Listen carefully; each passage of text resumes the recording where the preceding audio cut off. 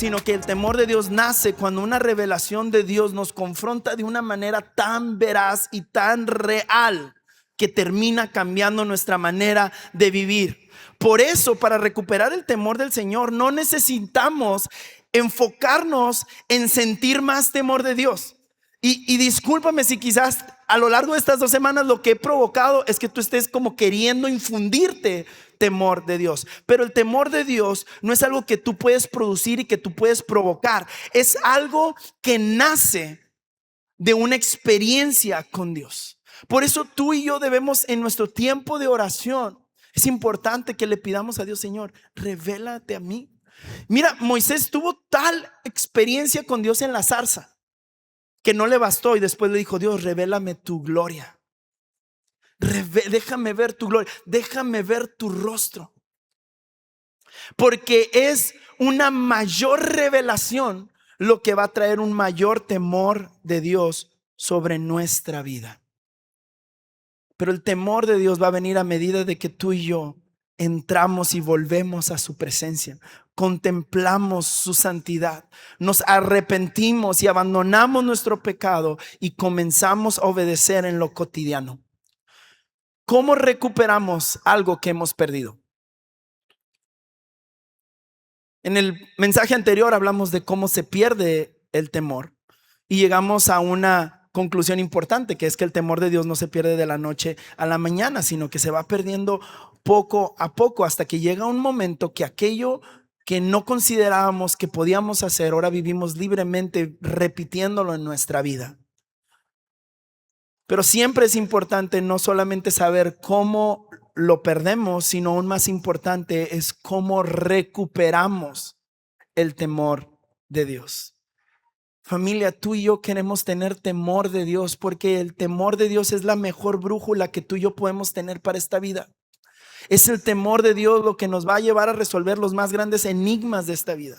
Resuelve los más grandes acertijos de esta vida. Es la brújula que nos guía a través de los laberintos más engañosos. El temor de Dios no es para oprimirnos, el temor de Dios es para guiarnos en una vida plena y en una vida abundante. Por eso Salmos dice: bienaventurado aquel que nunca anduvo en camino de malhechores. La única razón por la cual no anduvo en esos caminos es porque temía al Señor.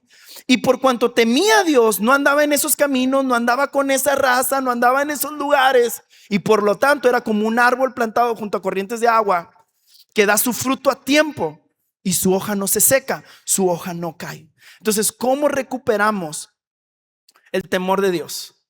Porque no podemos producir temor de Dios por nosotros mismos. No podemos fabricar reverencia a Dios. No podemos fabricar: oh Señor, cuán asombroso eres. Lo podemos decir de labios, pero no lo podemos fabricar en nuestro corazón. Podemos tratar de engañarnos con nuestros labios, pero a fin de cuentas el hombre es tal cual su corazón. De la abundancia de nuestro corazón es lo que va a hablar nuestra boca y es lo que nuestros actos van a hacer. Piensa en esto. ¿Quién te dice a ti que te asombres con las cosas? Nadie te dice: vas a ver este glaciar. Me acuerdo cuando fuimos al crucero: vas a ver este glaciar, y cuando lo veas tú haces: wow. No. Cuando estábamos ahí en el crucero, había gente de toda lengua, de toda tribu y de toda nación, ¿verdad? Había de todos sabores, colores, tamaños y dimensiones. Y cuando vimos el glaciar, parecía que estaba el de Shrek, ¿no? Wow. Nadie nos dijo. Hubo una revelación a nuestros ojos, que vimos algo a lo que no estamos acostumbrados, que produjo dentro de nosotros un asombro orgánico, un asombro genuino. Y de la misma manera, cuando tú y yo necesitamos recuperar el temor de Dios, no es algo que podemos fabricar, es algo que tiene que nacer de la experiencia que estamos teniendo con Dios. Por eso Isaías 6 es tan importante, porque fíjate, Isaías, algo estaba viendo Dios en Isaías, algo quería provocar Dios en Isaías, y no llegó Dios diciéndole: Isaías, haz esto, número 1, deja aquí, número 2, deja esto, número 3, haz esto, dile al pueblo que esto. No. ¿Qué fue lo que hizo Dios? Déjame le revelo a Isaías otra faceta mía. Déjame le revelo a Isaías otro ángulo. Déjame le revelo a Isaías mi grandeza, mi majestad, mi santidad. Y cuando Dios le reveló una mayor profundidad de quién es Dios, Isaías cayó en cuenta. Dios no está interesado en obligarte y oprimirte para que lo obedezcas.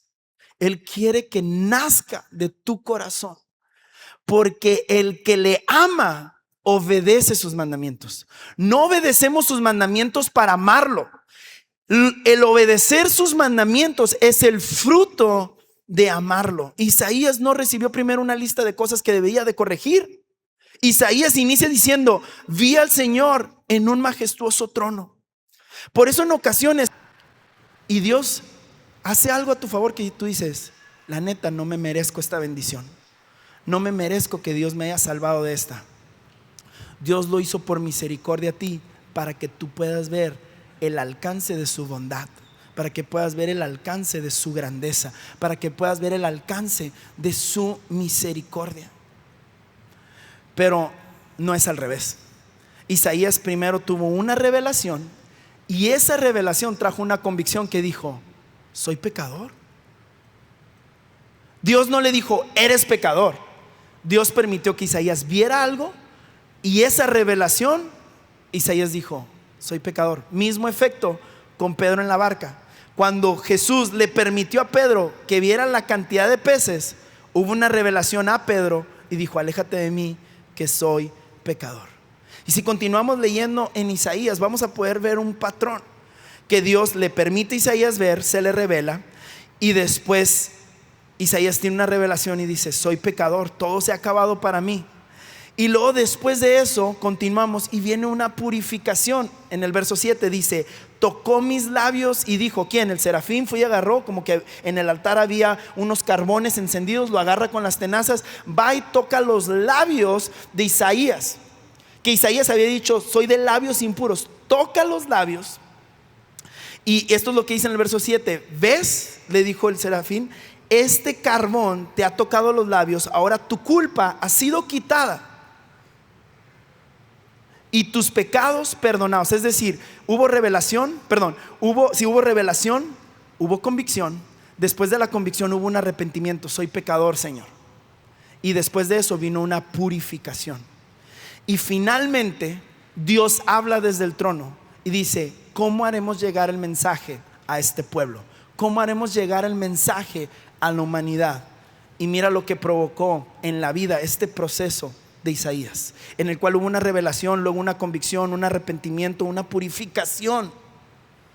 Y al final, en el quinto paso, terminó diciendo: heme aquí, envíame a mí.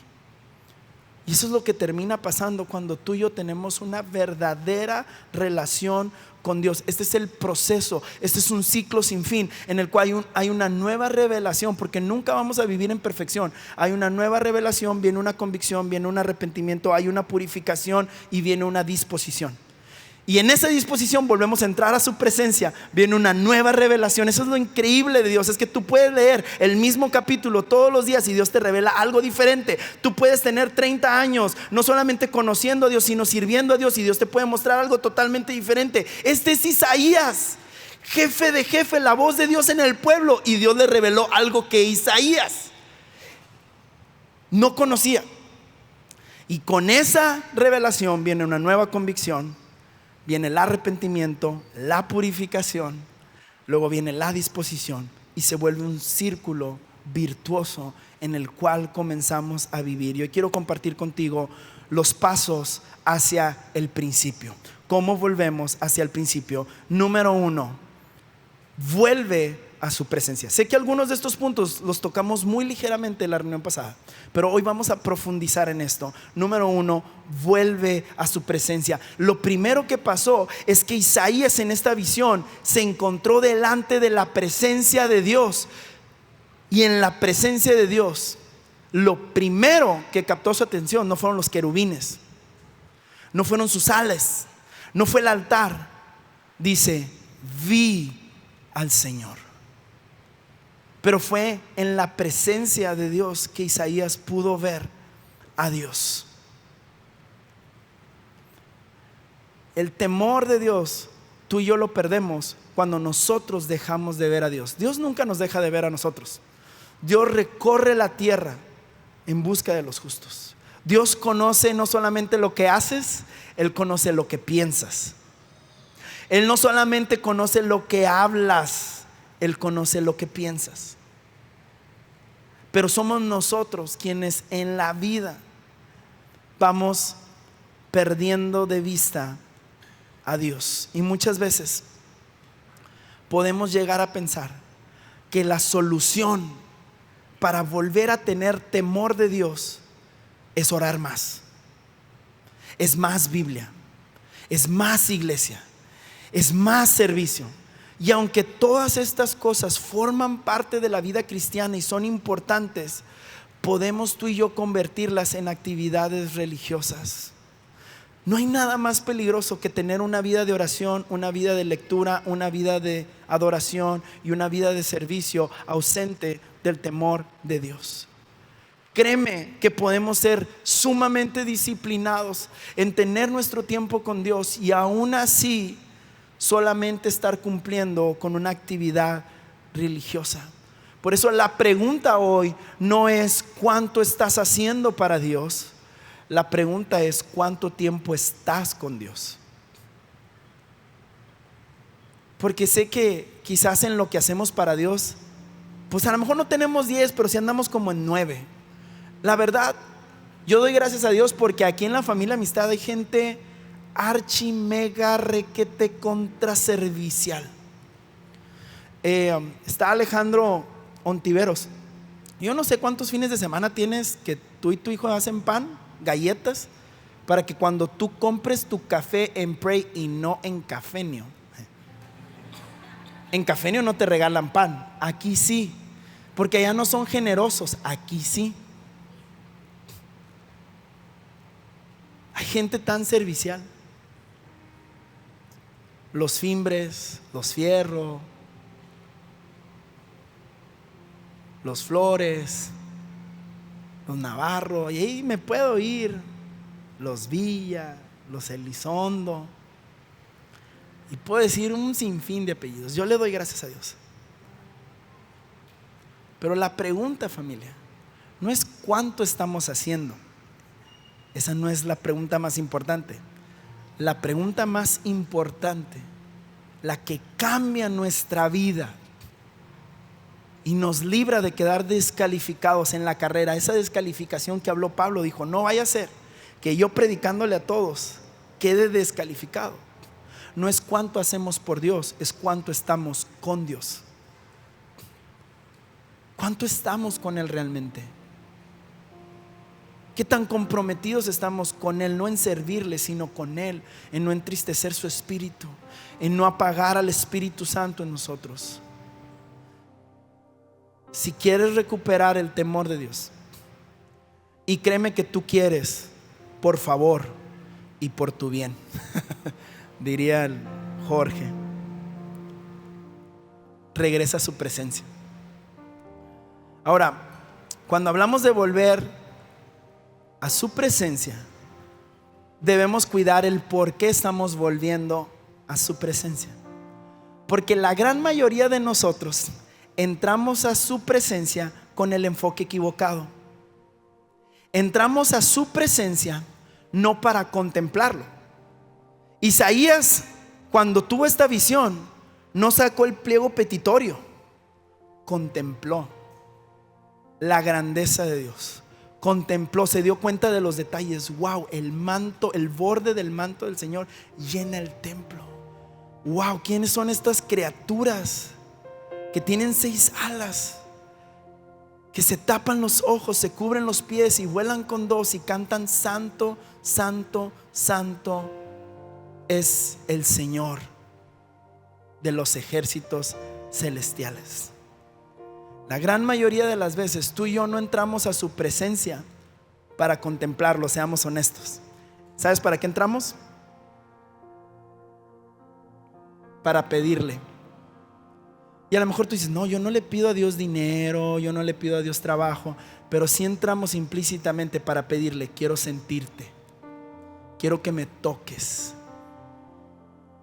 Y entramos con el enfoque incorrecto. Entramos a su presencia buscando paz. Entramos a su presencia porque estamos buscando la respuesta, a ver si le entro o no le entro a este negocio. Entramos a su presencia porque la verdad ando medio deprimido y todo, y necesito sentir así como que se me enchina el cuero, para sentir que Dios aquí todavía está conmigo y no me ha abandonado.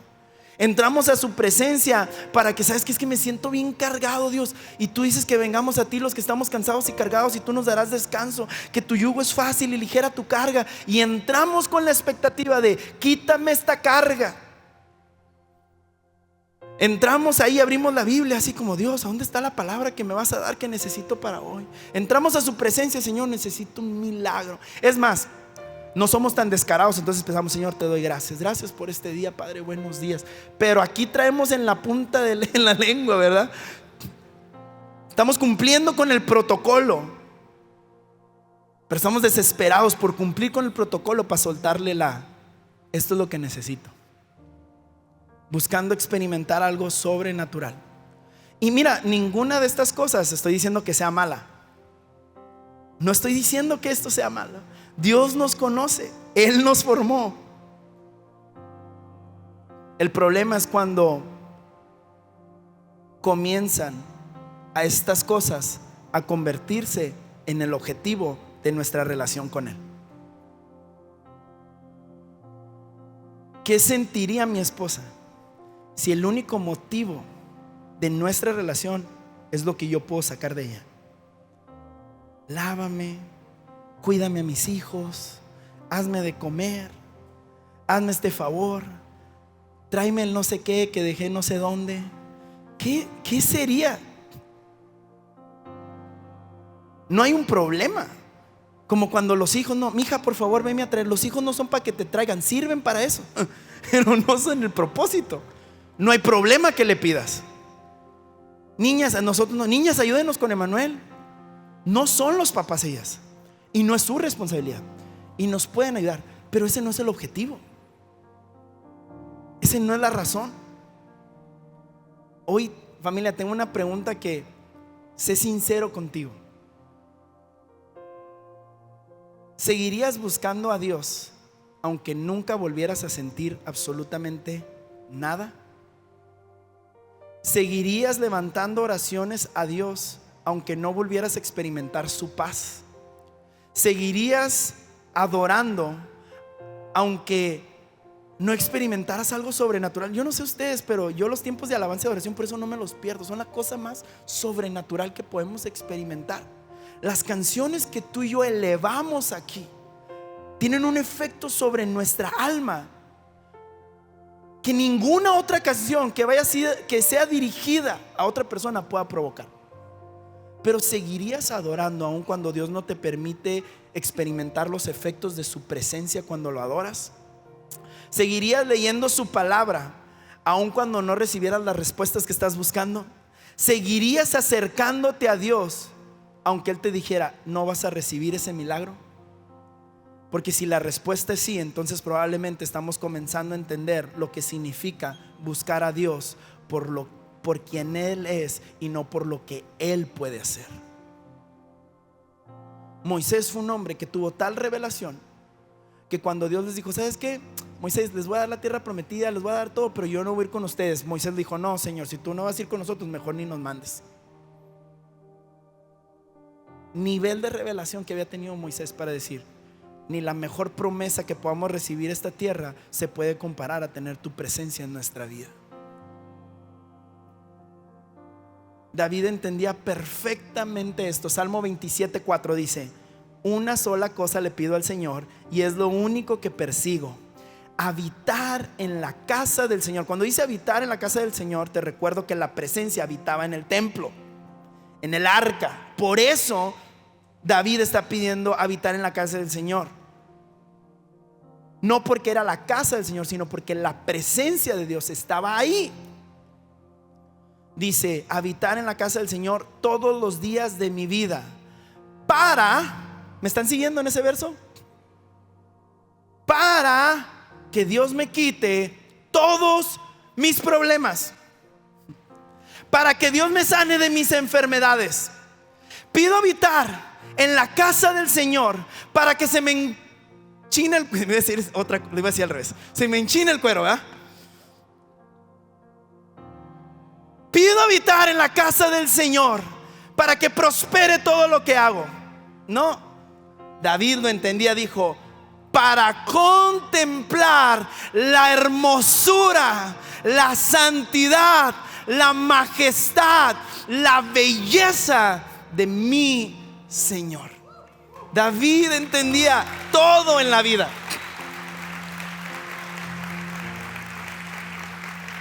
Familia, ese es el verdadero objetivo cuando entramos a su presencia. Que responda a tus oraciones es añadidura. Que prospere tu negocio es añadidura. Que te sane de tus enfermedades es añadidura. La verdadera bendición es encontrarlo, conocerlo, contemplarlo, adorarlo, exaltarlo y experimentar su compañía. Esa es la verdadera bendición que tenemos. Y cuando tenemos esa revelación,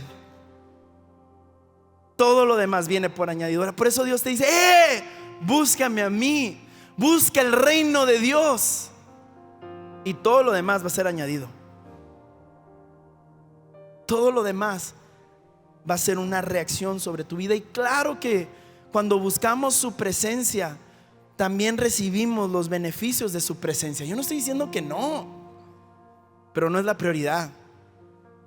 Nuestra prioridad debe ser contemplarlo a Él, contemplar su presencia.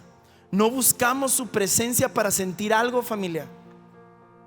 Si tú y yo estamos viniendo aquí, no, es que yo no me pierdo la alabanza porque me encanta que me haga llorar el Víctor.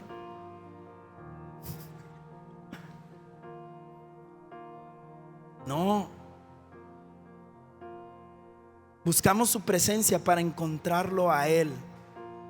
Y cuando lo encontramos a Él, los efectos de su presencia comienzan a encontrarnos a nosotros.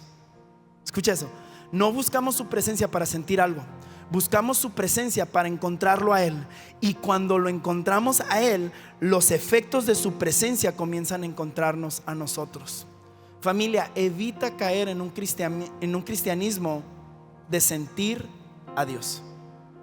Evita caer en un cristianismo basado en sentir a Dios.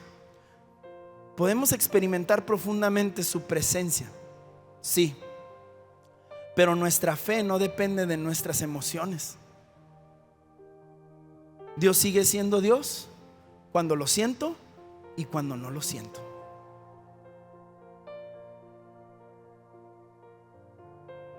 Porque, y yo lo veo y lo llevo en mi matrimonio, mi amor por Karina no es el mismo que teníamos en el noviazgo. El del noviazgo era: la tomas de la mano y te suda, la vas a ver si te hace un nudo en el estómago, sudas frío y todas esas cosas, ¿eh? Nuestro amor ya no es ese. Nuestro amor maduró. Hay ocasiones que todas aquellas,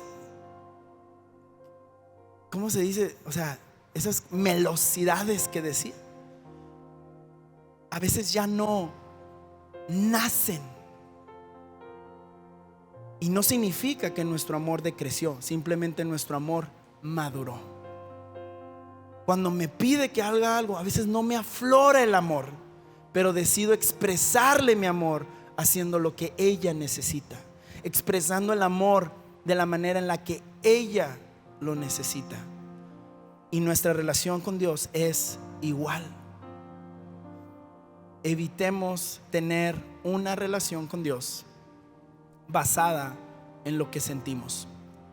El objetivo de nuestra devoción no es perseguir una experiencia, es conocer a Dios. El motivo de buscar a Dios a las 5 de la mañana, leer su palabra, no es porque a las 5 va a suceder algo extraordinario. La gran mayoría de las veces que me levanto en las mañanas para tener un devocional es la cosa más ordinaria. Es la realidad, pero me permite vivir la vida más extraordinaria. Porque el objetivo no es tener una experiencia de sentimientos, sino es conocer a la persona de Jesús. Número 2, vuelve a contemplar su santidad. Continúa Isaías en el verso 3, dice: se decían a nosotros: santo, santo, santo es el Señor de los ejércitos celestiales. Este detalle es importante. ¿Por qué los ángeles están diciendo santo, santo, santo? ¿Por qué los ángeles no dijeron bueno, bueno, bueno? ¿Verdad? O como dice la canción, amor, amor, amor. No. En su defecto dijeron santo, santo, santo. ¿Sabes por qué? Porque cada atributo de Dios tiene un efecto diferente sobre nosotros. Cuando tú y yo conocemos el perdón de Dios, nace gratitud. Cuando conocemos la misericordia de Dios, nace esperanza. Cuando conocemos la gracia de Dios, nace la humildad, porque nos damos cuenta que por la gracia de Dios soy lo que soy. Cuando conozco su fidelidad, nace mi confianza. ¿Por qué? Porque aun cuando yo soy infiel, Dios sigue siendo fiel. Pero su santidad provoca en mi vida temor de Dios. Por eso los ángeles están cantando santo, santo, santo. Por eso Dios le dio esta revelación a Isaías, porque quería despertar el temor de Dios en Isaías para que lo comunicara al pueblo, para que el pueblo pudiera regresar al Señor, porque la única razón que se habían alejado de Dios y hacían todo lo que Dios les había dicho que no hicieran es porque habían perdido de vista la santidad de Dios. Amigo, familia, sí, Dios es tu amigo, pero no ha dejado de ser el Rey de Reyes. Sí, Dios te extendió su gracia, pero también esa gracia espera que tengas una vida que está siendo transformada por el poder de la gracia de Dios sobre tu vida. Y cuando tú y yo contemplamos la santidad de Dios, empieza a nacer el temor de Dios. Y aquí está una de las más grandes pérdidas del pueblo de Israel y de la iglesia hoy en día. Es que hemos hecho a Dios demasiado pequeño. No, es que Dios es como mi amigo. Sí, es como tu amigo, pero también es tu Señor. Y para mí es bien claro porque, por ejemplo, en mi relación con mi suegro, ahorita él no como si fuera poco. Él es mi suegro y él es mi pastor. Él es mi cobertura. Pero hubo un tiempo en que él era mi suegro, él era mi pastor y él era mi jefe.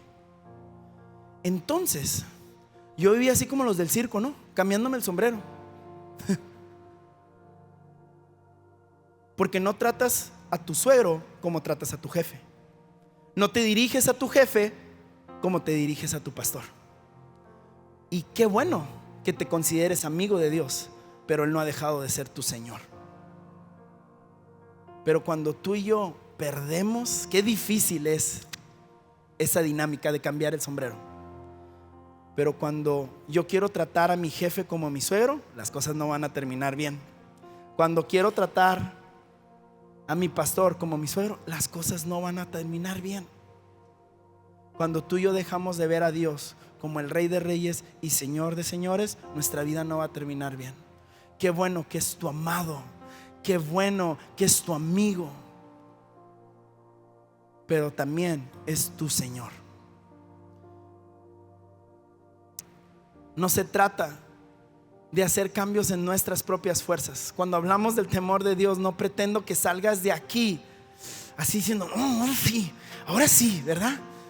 Ahora sí, ya estuvo bueno, ya. El hombre viejo murió, como decía la canción, ¿verdad? Que sentía que estábamos en una porra de fútbol, Víctor, ¿eh? No se trata de eso. No se trata de salir y producirlo con tus propias fuerzas, diciendo, ahora sí, me voy a esforzar más y voy a utilizar todas mis fuerzas y toda mi concentración para dejar todo lo malo y voy a comenzar a hacer todo lo bueno. Porque el temor de Dios no se trata de modificar conductas. Jesús no murió en la cruz para hacer gente mala, gente buena. Él murió en la cruz para salvar lo que estaba perdido. Él murió en la cruz para darle vida a lo que el pecado había matado. Jesús no dio su vida en la cruz para cambiar tus conductas. Él murió en la cruz para perdonarte, para salvarte y para que puedas ver el amor profundo que Él tiene por ti. Y que dado a eso provoque una reacción de cambios en tu vida, es otra cosa. Es como si vas al doctor. Imagínate que tú vas al doctor, ¿verdad? Y te sientan y te dan los resultados. Y dices, no, pues traes los triglicéridos altos, traes el azúcar alto. La realidad, mira, es que todos tus parámetros están de la patada. Tú no sales de ahí. Sería muy tonto decir, tengo que cambiar esto hoy y mañana voy a ir y ya va a estar todo bien. Es absurdo. De la misma manera es lo mismo con Dios. Es absurdo pensar que ahorita al salir de esta puerta todo lo vas a cambiar. No, no funciona así. Funciona conociendo cada vez más a Dios, más a Dios, más a Dios, más a Dios. Y va a haber cosas que tú le vas a decir, Dios, todavía no puedo cambiar este genio. Dios, todavía no puedo eliminar estos pensamientos, erradicarlos de mi vida. Dios, todavía no puedo cambiar esta conducta. Y Dios te va a decir, bástate de mi gracia, porque mi poder se perfecciona en tu debilidad. Enfócate más bien en buscar el reino de Dios y su justicia, y todo lo demás, mi hijo, va a ir cambiando poco a poco. Si nosotros fuéramos capaces de cambiar nuestra conducta, Jesús nunca hubiera venido a la tierra a morir por nosotros.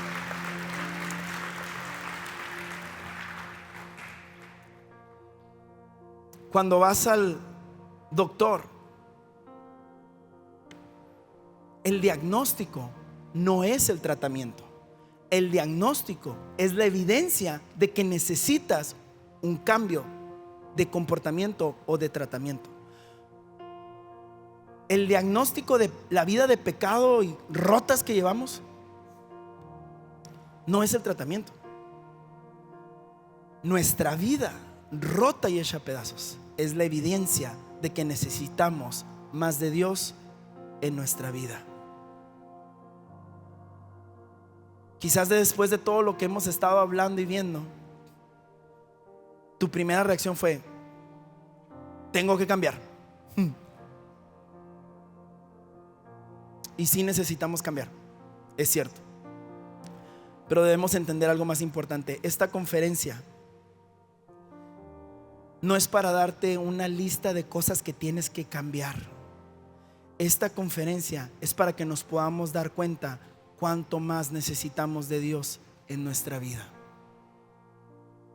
Es para darnos cuenta cuán dependientes de Dios somos tú y yo. Porque si lo único que estamos haciendo al terminar estas conferencias es salir con una lista de pecados que debemos eliminar, podemos terminar intentando producir con nuestras propias fuerzas la transformación que solamente puede venir de Dios. Y quizás por eso no has podido romper ese hábito, esa costumbre, esa relación, esas tendencias, porque sigues saliendo de aquí queriendo cambiarlo en tus propias fuerzas, cuando lo único que necesitas es experimentar la presencia de Dios y que Dios se revele a tu vida. El propósito de que podamos ver nuestro desorden no es llevarnos a la desesperación, sino llevarnos nuevamente a su presencia. El propósito de esta serie no es que te des cuenta cuán fregado estás o estamos. El propósito no es que salgas de aquí diciendo por mi culpa, por mi culpa, por mi culpa. No. El propósito de esta conferencia no es que te sientas un trapo de inmundicia. El propósito de esta serie es llevarte de vuelta a la presencia de Dios. Es llevarte al principio de todo. Es llevarte de nuevo a los pies de aquel que te amó y que puede cambiar todo en tu vida. Número 3, vámonos más rápido.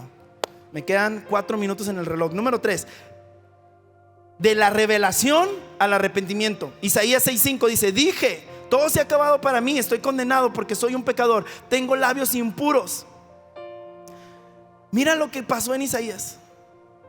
Lo primero que consideró cuando vio la santidad de Dios, no solamente trajo una convicción en él, sino que trajo un arrepentimiento personal.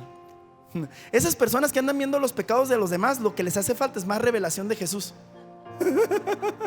Andan con la lámpara así para todos lados, con todo el mundo, ¿no? Y ahí dice que andan viviendo en adulterio. No están casados, están juntados, están rejuntados.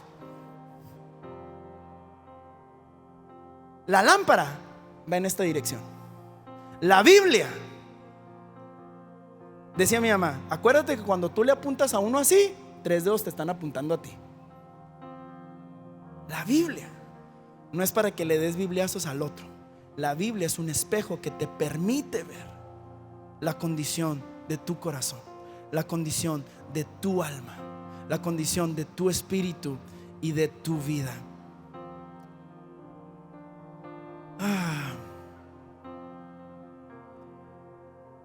Isaías terminó diciendo: soy un pecador. Soy un pecador. No sintió culpa, porque la culpa lo único que hace es decir estoy mal, sino que realmente esta revelación que trajo una convicción lo llevó a un arrepentimiento. La culpa dice soy una mala persona. El arrepentimiento dice estoy caminando en una dirección equivocada, necesito volver. Porque el arrepentimiento verdadero, el arrepentimiento bíblico conlleva un cambio de dirección. Imagínate que tú vas en el carro manejando, y así es nuestra vida, ¿no? Y está el GPS ahí con la dirección a la que debes de ir. Digamos que el GPS es el Espíritu Santo, y el Espíritu Santo te está diciendo: de retorno, va en la dirección equivocada. De retorno, va en la dirección equivocada. Imagínate que tú nomás estás diciendo: ay, qué mal que voy mal. Ay, qué mal que voy mal. Ay, qué mal que... Pues nunca vas a... O sea, vas a seguir mal toda tu vida. ¿De qué sirve decir: ay, no, qué vergüenza, ay, me equivoqué otra vez, ay, otra vez no di vuelta, ya se me pasó esto? A la otra, el lunes, después de amistad, ahí vuelvo a empezar. Incluso puedes enojarte: ay, qué coraje, no me regresé otra vez. Pero pues mientras no des la vuelta, la cosa no va a cambiar. Y lo mismo sucede. Lo que realmente va a traer un cambio a nuestra vida es dar la vuelta. Eso es el arrepentimiento. Número 4, permite que Dios te purifique. Dice que Isaías, que entonces un serafín agarró un carbón encendido, vino y lo trajo sobre los labios de Isaías y le dijo: ves, este carbón te ha purificado y ha limpiado tus pecados. Fíjate, Dios permitió a Isaías que tuviera esta revelación para crear en él una convicción que trajo por consecuente un arrepentimiento. Pero cuando cayó en cuenta de su maldad, Dios no lo juzgó, lo purificó. Pedro, Jesús se sube a su barca, lo lleva a aguas más profundas, tiene una revelación, la revelación trajo una convicción, y Pedro tuvo un arrepentimiento y dijo: aléjate de mí, que soy pecador. Y Jesús no le dijo: hasta que te das cuenta. Le dijo: Pedro, ya no serás pescador de peces, te voy a dar un propósito más grande, vas a ser pescador de hombres. Porque Dios nunca nos llama para condenarnos, Él nos llama para restaurarnos. Y Dios a lo largo de estas series no está queriendo condenarte, no está queriendo juzgarte. Él está queriendo sanarte, restaurarte y restituirte. Esa es la finalidad. Él no quiere avergonzarte, no quiere que pienses menos de ti y que sientas que eres una basura. Todo lo contrario, Él está haciendo como ese GPS diciéndote: hey, da vuelta, vas en la dirección equivocada, este camino te va a destruir. Regresa al principio, búscame, contémplame, disfruta de mi presencia, que quiero restaurarte. Dios no revela nuestra suciedad para avergonzarnos, la revela para limpiarnos. La convicción del Espíritu Santo nunca tiene como propósito destruirte, más bien quiere restaurarte. Número 5, vuelve a obedecer en lo cotidiano. ¿Por qué te digo que vuelvas a obedecer en lo cotidiano? Porque tú y yo podemos llorar hoy y no cambiar mañana. Es más, no me contestes, ¿cuántas veces has llorado aquí? Y deja tu mañana, al rato, ahí vas otra vez. Digo, a mí me pasa. Y yo estoy peor, ¿verdad?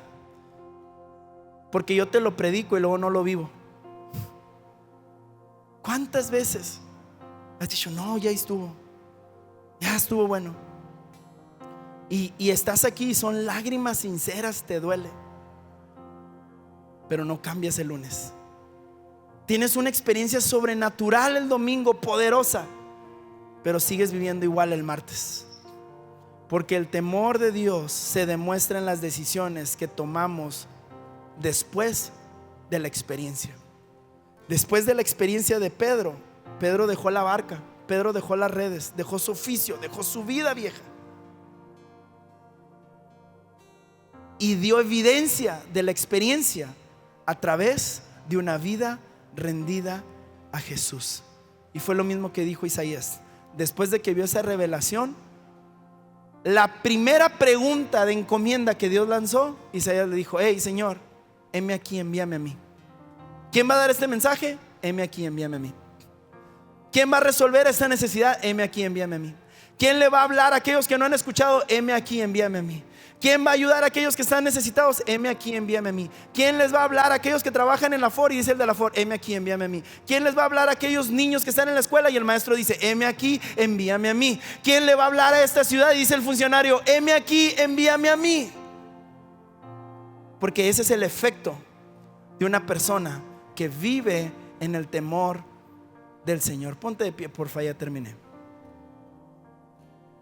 La revelación de Dios produce temor, y el temor produce arrepentimiento, y el arrepentimiento produce obediencia, y la obediencia nos vuelve a llevar a la presencia de Dios. Y este es el círculo virtuoso en el que tú y yo debemos de vivir constantemente, de su presencia al temor, del temor al arrepentimiento, del arrepentimiento a la purificación, de la purificación a la obediencia, y de la obediencia a su presencia. Ahí está: de la revelación al temor, del temor al arrepentimiento, del arrepentimiento a la purificación, de la purificación a la obediencia, y de la obediencia a la presencia. Yo veo que a veces, muchas veces, quizás no estamos ni en revelación. Elías, nos das chancita, porque chicos, nos dan chancita un poquito así.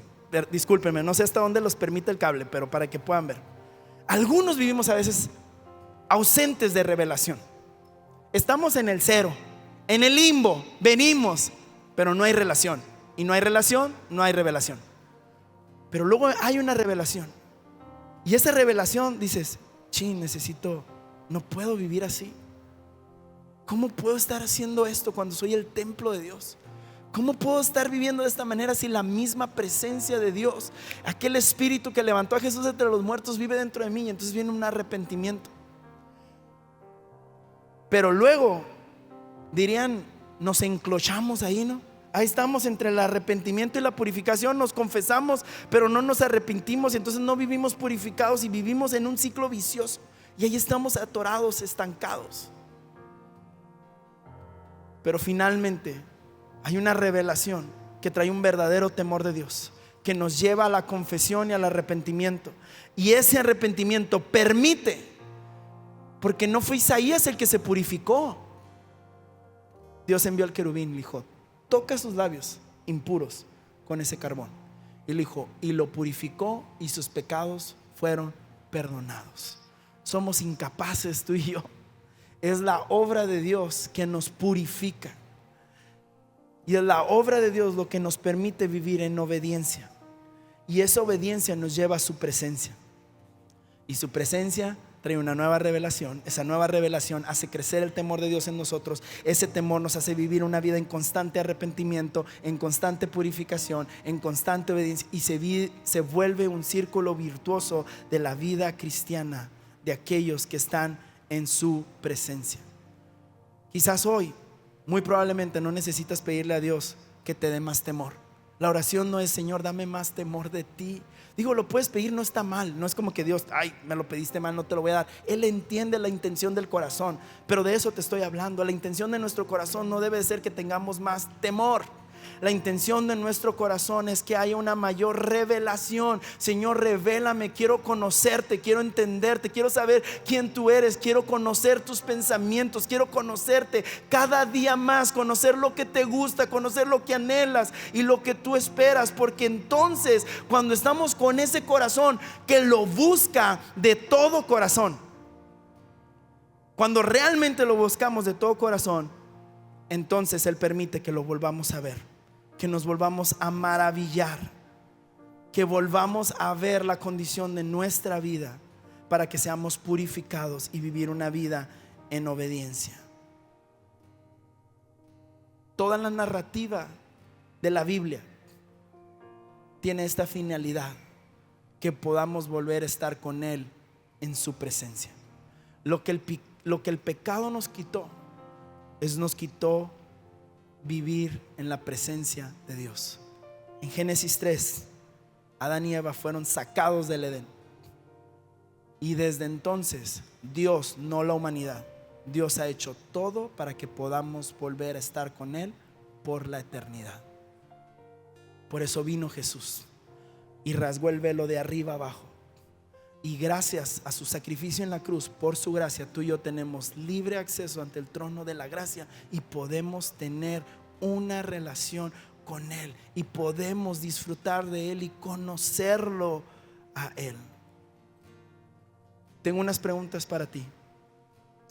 ¿Dónde dejaste de buscar su presencia? Cierra tus ojos ahí y trata de pensar. Quizás hay un punto específico. ¿Dónde fue? Quizás fue en una oración que Dios no contestó como tú esperabas. Quizás fue en un milagro que estabas esperando y no sucedió. Quizás fue en una decepción que viviste dentro de la iglesia, algún pastor, algún líder, algún amigo. Quizás fue algo que tú estabas esperando que Dios hiciera y Dios no hizo. No porque no te escuchara, sino porque Él tenía algo mejor para ti. Pero ¿dónde fue que tú dijiste? El hambre por la presencia de Dios se apagó. ¿Dónde fue? ¿Qué han sido las cosas a causa de eso que tú empezaste a normalizar? Quizás fue esa vez que hiciste lo que era correcto y por hacer lo que era correcto te corrieron de tu trabajo y te desilusionaste porque pensaste que Dios te iba a promover en ese lugar. Y a partir de ahí dijiste: ya no voy a ser íntegro. No ser íntegro es mi nuevo normal. No ser recto es mi nuevo normal. No ser honesto es mi nuevo normal. No ser puro es mi nuevo normal. Pero ¿qué vas a hacer esta semana? ¿Qué necesitas obedecer esta semana? ¿Qué acción concreta necesitas hacer esta semana para volver otra vez a su presencia? Para volver a encontrarte con Él y que Él te revele quién es Él. Que provoque en ti la misma actitud en Isaías: heme aquí, envíame a mí. Aquí estoy, Señor, cuando tú quieras, como tú quieras y en donde tú quieras. Puedes tomar un tiempo ahí. Y por favor, sé honesto, no trates de impresionar. Dios, no te queremos impresionar. Tú conoces nuestra vida de manera individual. Tú conoces el momento exacto donde abandonamos tu presencia, donde te dimos la espalda. Tú conoces los motivos, la causa, la raíz, tú la conoces. Revélanos hoy. Si somos inconscientes, revélanos hoy. Queremos regresar a ti. Queremos regresar a encontrarnos contigo. Queremos regresar a encontrarnos con tu presencia, obsesionarnos con tu presencia, disfrutar de tu presencia, de tu compañía. Señor, perdóname por lo que he normalizado en mi vida. Permisos que me he ido dando, actitudes que he ido sembrando en mi vida, pensamientos que le he dado rienda suelta en mi vida, en mi mente. Perdóname. Hoy quiero volver. Hoy quiero volver a ti. Señor, no queremos solamente salir emocionados, no solamente salir conmovidos. Queremos salir obedientes a ti. Queremos salir con un objetivo claro y con un compromiso de volver a buscarte y dejar que tú hagas tu obra en nuestra vida. Vamos, familia, busca la manera de hoy contemplarlo a Él y dile: exáltate, Oh, gran Cordero, tú vives hoy y vivirás. Corónate, corónate con mi alabanza. Tu nombre es el vencedor. Sin la emoción de la música, levanta tus voces y tus manos, dile: exáltate. Te exaltamos hoy a ti. Santo eres tú. Tú vives hoy y vivirás. Corónate con mi alabanza. Tu nombre es el vencedor, el vencedor. Una vez más, dile: exáltate, exáltate. Enfócate en Él, enfócate en su santidad, enfócate en su majestad. Tú vives hoy. No venimos buscando nada más que tu presencia, Señor.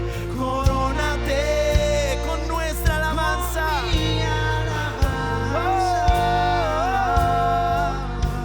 Tu nombre es el vencedor, Señor. Exáltate, oh gran Cordero. Tú vives hoy y vivirás. Corónate con mi alabanza. Tu nombre es el vencedor. Exáltate, oh gran Cordero. Tú vives hoy y vivirás. Corónate con mi alabanza. Vamos, puedes decirlo con toda tu voz, con todas tus fuerzas. El vencedor, Señor. Exáltate, oh gran Cordero. Tú vives hoy y vivirás. Corónate con mi alabanza. Tu nombre es el vencedor. Una vez más, tu nombre es el vencedor. Reconocemos quién eres tú, Señor. Tu nombre es el vencedor.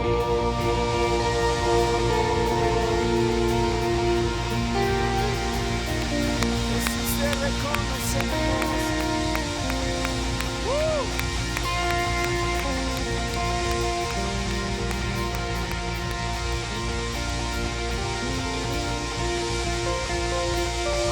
Dale fuerte ese aplauso al Rey de Reyes. Señor, te adoramos en esta familia, te adoramos en esta casa. Te reconocemos, no por lo que haces, sino por quien tú eres. Señor, sea toda la gloria a ti, toda la honra, todo el honor, todo el reconocimiento. Hoy nos unimos